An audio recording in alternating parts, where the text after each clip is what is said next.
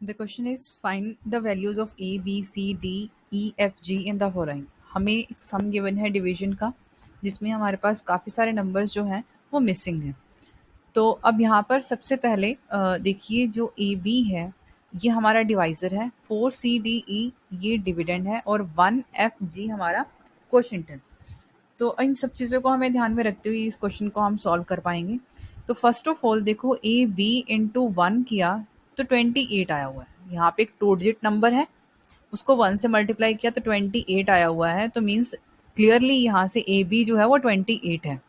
Hair A into B multiply by 1 is 28। This implies A is equal to 2 and B is equal to 8। तो to values हमारे पास आ गई हैं। साथ साथ हम इसे सॉल्व करना भी स्टार्ट करते हैं। 4 C 28, तो एक वैल्यू हमारे पास यहाँ पर 1 आ गई। अब इसका रिजल्ट है 1 5 एंड डी। तो अब दूसरा जो हमें देखना है यहाँ से C 8 एंड 5 को देखना है, राइट।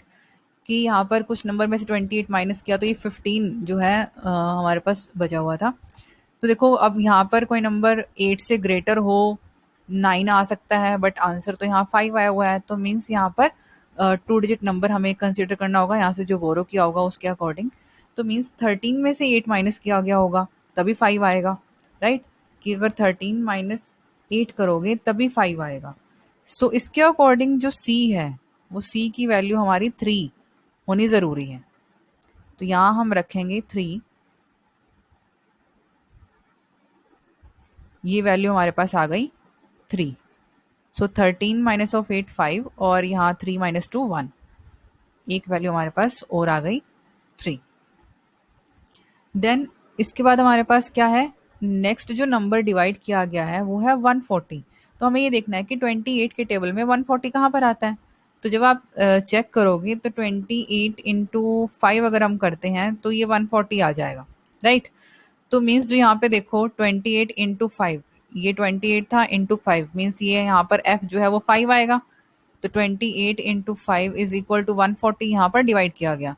तो एक वैल्यू f की हमारे पास आ गई 5। क्यों? क्योंकि यहाँ से 28 इंटू 5 इज इक्वल टू 140 था इस स्टेप से। तो f की वैल्यू यानी कि जो हमारा क्वोशंट में था f वो है 5। तो एक नंबर हमारे पास और आ चुका है।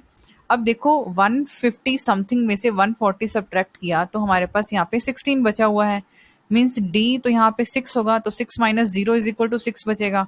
तो क्लियरली क्या आएगा कि d minus 0 is equal to 6 है, तो d तो हमारा क्या बचेगा, 6 बचेगा। तो इस d की वैल्यू कितनी आ गई हमारे पास, यहाँ पर 6 आ गई। तो यहाँ पर भी जो d था वो 6 हो गया। अब लास्ट हमारा मिसिंग रह गया यहाँ पर जो e था, यानी कि इस e को यहाँ पे लेके आए 16e, और अगेन यहाँ से 16e जो है दिया गया है हमें। तो अब यहाँ पर देखो हमें चेक करना है कि क्या पॉसिबल वैल्यू हम रख सकते हैं। जिस अब 28 के टेबल में देखो 16 जिसमें डिजिट आए फर्स्ट, 28 इंटू 5 140 था, 28 इंटू 6 करोगे तो ये हमारे पास आएगा 168, यानी कि यहाँ 16 आ रहा है।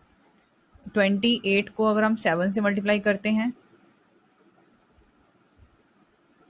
तो 19 आ जाएगा। मतलब ये तो पॉसिबल नहीं है, आगे नंबर ग्रेटर होते जाएंगे।